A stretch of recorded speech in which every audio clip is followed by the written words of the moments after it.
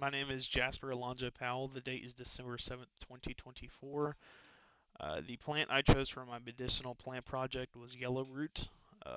Scientific name Xanthorrhiza simplicissima. Figure 1 depicts yellowroot, specifically the leaves and the root of yellowroot. The introduction.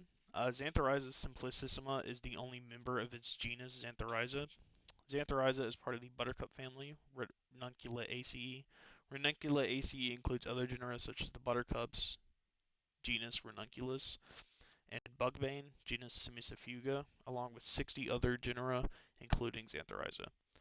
Xanthorrhiza simplicissima is a deciduous shrub, which means the leaves depicted in figure 2 on the left would fall off during the winter. The common name yellowroot derives from the fact that its roots are yellow, which is the defining characteristic of the plant. Yellowroot was first journaled or discovered by William Bartman in 1773 in a small creek bed in Buffalo Lake, Georgia. Although he did not name the plant, he did describe it in his journal as a curious little plant. Growing conditions and distribution. First are the growing conditions.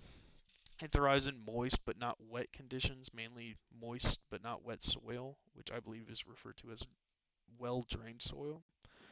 It grows best in slightly acidic soils. It can grow both in sandy and clay-rich soils as well. It can also grow under heavy shade, but it thrives under partial shade, and it does not like to grow under no shade at all. Secondly is the distribution.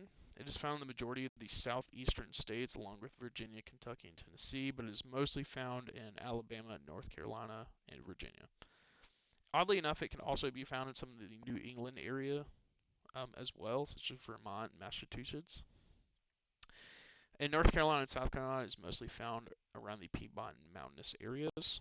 Figure 3 depicts the yellowroot distribution in the Carolina states. The taxonomic classification of Xanthorrhiza simplicissima. It is in the kingdom Plantae, which is the plants. The subkingdom Tracheobionta, which is the vascular plants. The superdivision Spermatophyta, the seeding plants. The division Magnoliophyta, the flowering plants. Class Magnoliopsida, which is the dicots. The subclass Magnoliidae. The order Ranunculus. The family Ranunculaceae, which is the buttercup family, like as previously stated.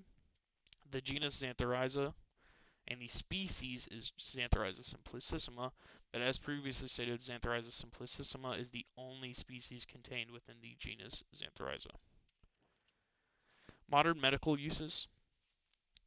The medicinal aspect of this plant is found in its roots because they contain the alkaloid berberine. Berberine is a natural antibiotic and anti-inflammatory. Uh, it is sometimes used as a remedy for both diabetes and high blood pressure, which is called hypertension, as it is a natural hypotensive. The main use for yellowroot is to treat stomach and mouth ulcers.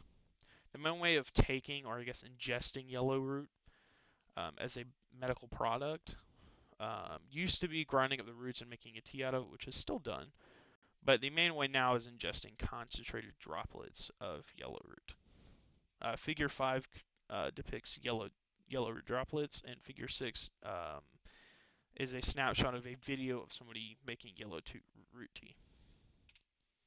Berberine is was used. First documented use of berberine goes back about 3,000 years in southeastern China, where they were using barberry to create tea to kind of use berberine as a medicine.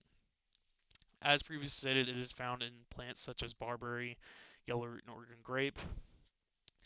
Berberine is the main alkaloid in the roots of yellowroot and is why it is a natural anti-inflammatory and natural antibiotic. Figure 7 depicts the chemical structure, chemical formula, and molecular weight of berberine, and Figure 8 depicts berberine tablets, which is how it is mainly taken nowadays in a medicinal sense. Use of Native Americans in the Carolinas. The Native Americans used yellowroot mainly as a natural yellow dye. This dye was mainly used for face paint, for war, or simply to depict rank. They also used yellowroot tea as a way to treat indigestion, mouth ulcers, and stomach ulcers, although they probably viewed the stomach ulcers as just stomach pain back then because they wouldn't have the technology necessary to see what a stomach ulcer was. Early North American settlers began to adopt these practices as well, using it as a dye or using it as a medicine. It is not used as a dye anymore because it has a tendency, the yellowness has a tendency to fade under sunlight very quickly and turn like an olive green color. These are the references I used to make these slides. And that is the presentation. Thank you.